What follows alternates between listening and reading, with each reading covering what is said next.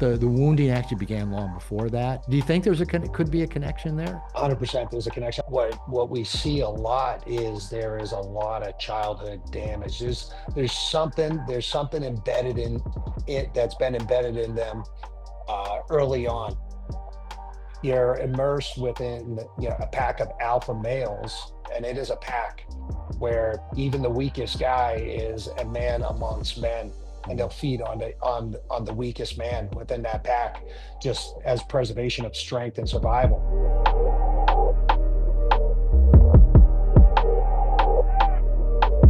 Let me read Nate's bio to you.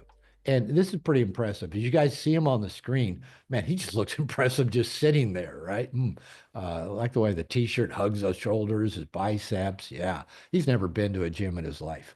All right, here's his bio. Father of three, husband of 29 years, spent a total of 16 years in the global war on terror, splitting time between Navy SEALs and counter-terror programs with the agency.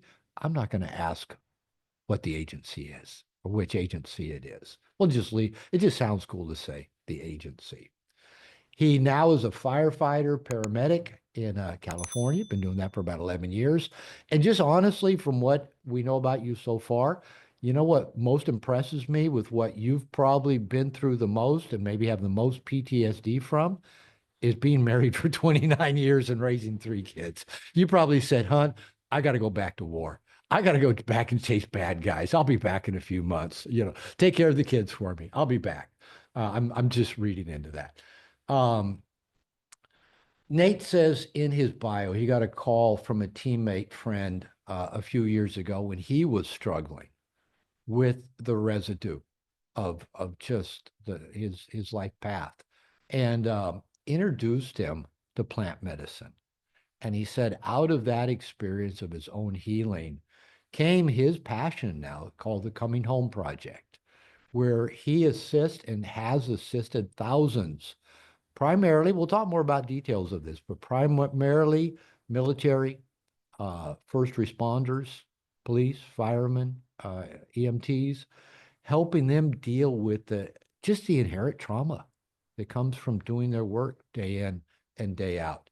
And he's just helping thousands of these men deal with trauma, deal with PTSD. And so I got introduced to Nate a few months back. He and I had a chat. I thought, I got to get him on this call. So, Nate, thank you. Good to have you here and welcome. Now, you and I were chatting just a little bit over a message the last couple of days. You just got done with a ceremony. Three days? Is that accurate? Yeah, my gosh. We had some gentlemen come in, and yeah, we ran ceremony the past 3 nights. We just we kind of hurried everybody out the door, and I'm back here at my house, and here we are on a call. So Here we I'm are. a, I'm a, I'm a little tired. I'm a little raw, Good. We caught but you at it's the right time then. yeah. That means I can take full advantage of that and take you into some pretty vulnerable places because your guard's down. So perfect. How perfect is that? So let's find out a little bit about you first of all. What attracted you to the military as assume a young adult? And what about special services or chasing the baddest of the bad guys? What drew you to that? What appealed to you about doing that kind of thing? I come from a family of service. You know, grandfather served, father served. Sense of patriotism and love for the country, and just a piece of wanting to give back. That was always etched into my DNA. And then as a kid growing up in New Hampshire, spent my life in the woods. Loved camping, loved being outdoors, and military. You spent a lot of time in the bush, so it just kind of made sense. I was an athlete my entire life, played right up to the point where I played college hockey, and I was coming out of college with a business degree, and I had no desire to sit behind a desk. So I kind of sat down, poked my dad, asked him for a little bit of direction, and he just kind of jokingly he said, "Why don't you go be a Navy SEAL?" And I'd Mm, never heard. I'd never heard about the SEAL teams, had no idea what they were. And as I started reading into them, I was like, oh, this is the place I can go and get paid to exercise and work out. Oh, so that was and challenge myself to the max. I was like, oh, this is supposed to be the hardest thing in the world, huh? So that kind of set me down a path, not wanting to sit still and seeking the largest challenge. It was during peacetime when I joined, so there really wasn't any thought of war going in. It was really, a sense of service, being a part of a brotherhood, something bigger, and challenging myself.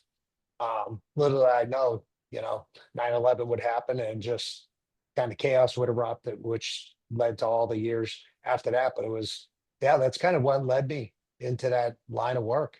Well, it's interesting you didn't go thinking, oh, I get to go hunt down bad guys. I love it. I get paid to exercise. 'Cause you know what? Yeah. Honestly, I've always wondered what would make somebody think it's a good idea to go be a Navy SEAL. I mean, you know all the statistics. I mean, the washout rate is amazing. Just even the trauma of going through the training. I mean, now they're beginning to document just how it is amazing. I always wondered what kind of mindset says this is a good idea. This will be fun. This is what I want to sign up for. So, even just hearing your perspective, part of it was, well, you came from a family of service. You liked being physical. You like challenge. You like being challenged at the fullest. And so I assume it at times might have been more than what you anticipated or signed up for. What was the hardest part about Navy SEAL training, looking back on it, for you? Gosh.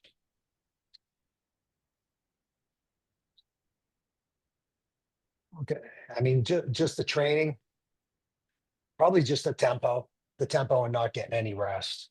I mean, Yeah. from the time you step into the training, everybody hears about buds and Hell Week and how intense it is. And while you're in there, it's brutal. It's mind blowing, and it'll test every bone in your body. And meanwhile, the cadre is always telling you it's harder when you show up to a team and you're training day in and day out. Believe me, what you're experiencing right here is not nearly as hard as what you'll experience in the teams. And you kind of gap it off. You're like, like whatever. And sure enough, like the pace never stops. So the hardest part is just being able to keep up with the pace, because every day is a test. Every single day is a test. You're immersed within, a pack of alpha males where everybody wants to be the top dog. And if you can imagine, if you can picture, a platoon or a troop, a troop is what they call them these days, of Navy SEALs, you're talking about a bunch of very intense men, and it is a pack where even the weakest guy is a man amongst men, and they'll Mm. feed on the weakest man within that pack, just as preservation of strength and survival. So every day you better be ready and willing to test yourself. Wow. I imagine, and that's not just physically. I'm probably maybe psychologically more than even physically. I'm gonna guess. Yeah, 100%. Because 100%. you can Yeah. numb out your body, but you can't numb out your mind. It's going to keep screaming at you the whole time. Yeah. I had a question I wanted to ask. I'm listening to a book right now that was highly recommended to me, and I recommend it to anybody. It's not even related to what we're talking about, really, but it is called "Buy Back Your Time" by Dan Martell. It's written for founders of startups and entrepreneurs. And he quotes something in there, a study that said that among entrepreneurs, there's a high percentage rate of people that had less than ideal childhoods. Maybe they were disruptive, trauma, anxiety. And he says, in a sense, that equips you to go be an entrepreneur because you can deal with all these unknowns and the stresses and the anxieties. Do you find that could also be true for people that are attracted not just to military or SEALs, but to first responders, that maybe they're already used to dealing with unknowns, traumas, uncertainty, high anxiety states? Is it possible there even could be a little bit of like anxiety addicts? or adrenaline addicts that were drawn? Because the reason I'm actually asking that question, because I think it relates to what we're going to talk about more of, is the healing process. Yeah. Is it could be could is it that the healing you do with these men, healing their trauma from war, from accidents, from fire, from gun battles, the wounding actually began long before that? Do you think could be a connection there? 100% there's a connection. I'm glad you went back to that because it was earlier when you were speaking, I wanted to bring this point up. It, as we discussed my reason for wanting to go in, um, I'd say it's probably the least common reason out of what I've learned working with all these men uh, from the special operations community. Um, what we see a lot is there is a lot of childhood damage. There's something embedded in it that's been embedded in them early on, which has pushed them um, to move into not just the military, but I'm speaking about the special operations community to a place where they really need to push the envelope, whether it's risk-taking behavior, they're all risk takers. Maybe, believe it or not, there's a lot of abuse that these men have sustained as children, and whether or not it's a subconscious piece where, they're looking to take it out on the world, or maybe they're looking to reclaim themselves as a man to a point where, deep down they're saying, nobody's ever going to do this, fucking do Mm, this to me again. mm. Um, there is a deep down buried intensity within the majority of these men, which is maybe something traumatic that's happened to them in the past, but at the same time, when you look at the demands that are expected of these units, of these men, it's a tool. It's a very powerful tool that has helped to bring them to a point and push past limits which most people certainly couldn't reach. Wow. Yeah, so I think we'll probably even come back to this as we talk more about the healing process. Because as I said, my speculation was when you open the door for people around their trauma, you don't know what's coming out of that door, neither do they. I mean, as a therapist, yeah, and as somebody who's done plant medicine, you don't know. You don't know what's coming, and it could be that there's a few surprises, as we'll get to in a little bit. Yeah. So, can you kind of define what is PTSD and talk about the effects of PTSD? From your perspective of military, first responders, but just PTSD in general, trauma in general. Can you just talk a little bit about that? What is it? How does it tend to manifest in people's lives after the impact of whatever the trauma was that triggered it? You know, I, eh, I guess I can't recite what the clinical definition of PTSD would I'm be, not even looking right? for that. What's your working But definition? well, yeah, post traumatic stress. I mean, it's it's a I don't know if you call it a malfunctioning, but it's a result of us being able to come back, of any one of us being able to come back to center as a result of some big event that has kind of shifted us, our consciousness. As we know, trauma rests in the physical body, our physical body. It's something that's occurred to us in our life that's prevented us from coming back to center so that we can live a balanced life. And that could be anything, right? That doesn't have to be being in a war zone. It does. I mean, because sometimes a child's family might be the war zone. Maybe the bullies down the street might be the war zone, or a teacher at school, or a principal, a molester. Um, what in common, happens when we go through trauma? You mentioned it gets stored up in the body. And now I'm going to assume, for example, every human being that lives long enough is going to have some trauma, is going to have something that's a shock to the nervous system. And a little bit, I'm not a trauma trained therapist, but I am intrigued by the model and the healing of it. And apparently, animals tend to go through natural states of recovery when they experience trauma. Um, and apparently, we humans, if we can go through some similar type responses to trauma, we can tend to move through it without carrying it and storing it up in our body. Um, do you have any ideas or thoughts about, what some of those things are that if we're in the midst of trauma, we can actually do in that moment? Because usually we don't consciously think, hey, I'm in trauma. This could leave a mark on me. This could fuck me up for a long time. We don't usually Yeah. think that. We're just thinking, fuck, what do I do next? How do I handle this? How do I get out of this? We're not just thinking, outside of ourselves going, oh, this might really mess me up in the long run. What are some things we can do in the midst of trauma that minimize its long-term impact? Do you have any thoughts about that?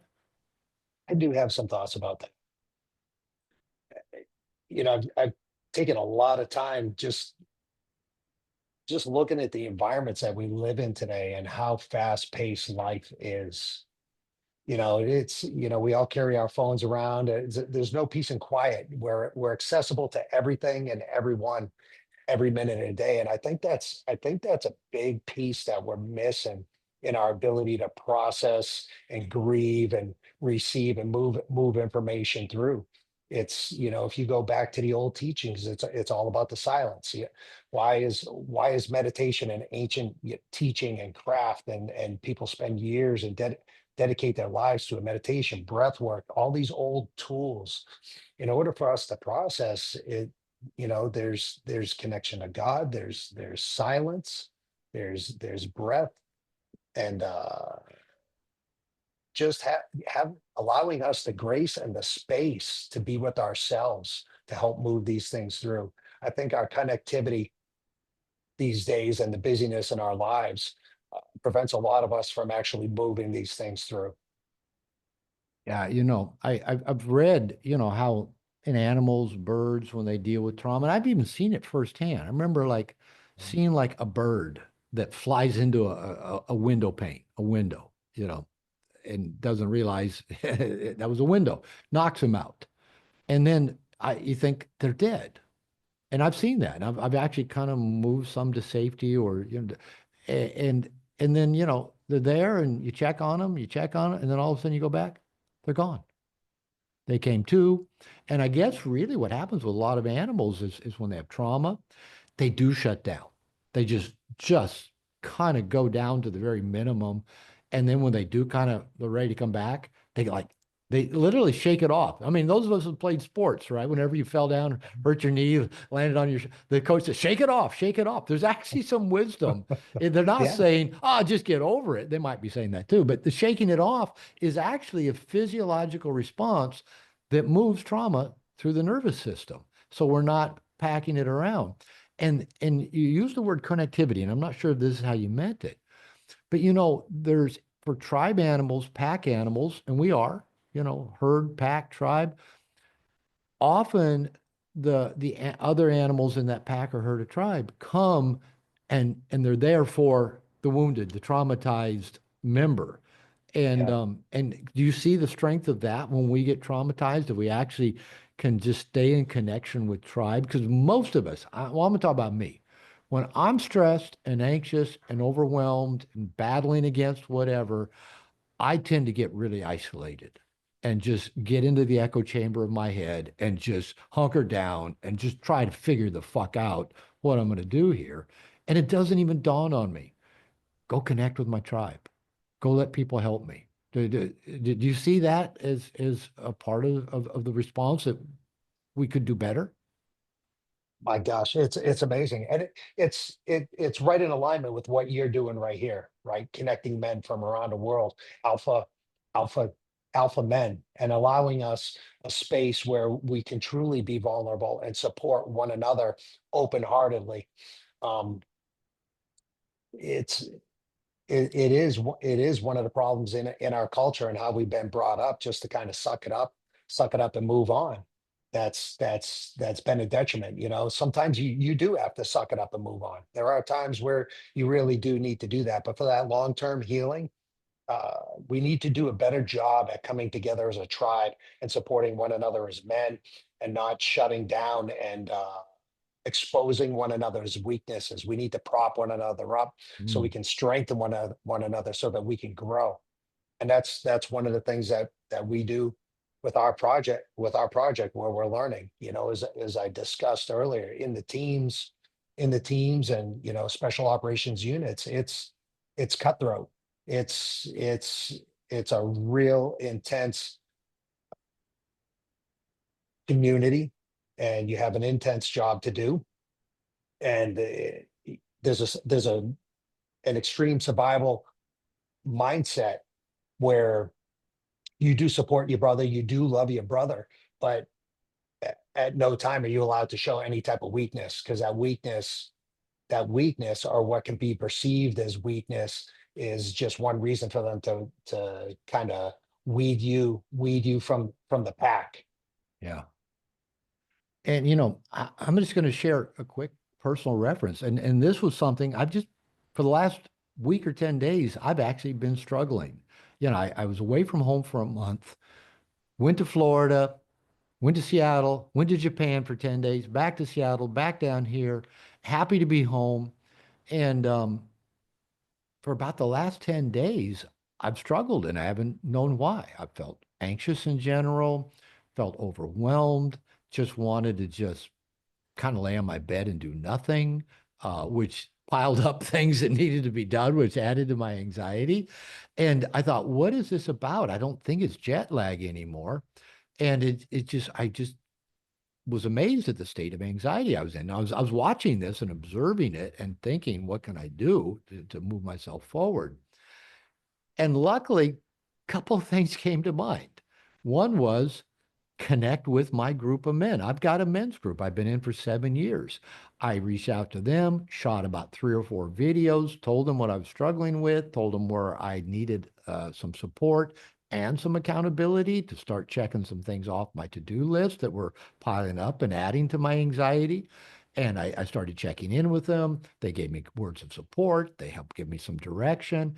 And then I was actually talking to my nutrition coach last night. And I've been working with her for about a year. And not only does, she work with me around nutrition, fitness, but just life. She's supportive of the work I'm doing in the world. She sees her job as supporting people like me to make a big difference in the world. And she kind of just clicked off all the things I'd been through in the last month, even good stuff, all the transitions in my life, she clicked off 4 or 5 things and she said, Robert, everything you're going through seems perfectly normal. And she said, just let yourself be still until you get bored, and then you'll be ready to get back to it. And just connecting with the men in my men's group and telling a few people here on this call where I was at and what I was struggling with. And then hearing that feedback also from my coach saying, hey, this is normal shit. Be with it. It's okay. It'll pass. And I feel it passing. I feel much more alive over the last couple of days because of me reaching out. In the past, I don't know how long I would have just tried to just keep figuring it out on my own, getting things done on my own, trying to solve things on my own. And that doesn't work. So I appreciate you touching on how important it is. We need our tribe. We need the connection. We don't have to do this shit alone, especially the difficult shit that that going back to that quote at the beginning of the call, life is filled with those experiences that rob us of our innocence. It's filled with those. And we can, yeah. So I'm preaching to the choir now. We don't do it alone.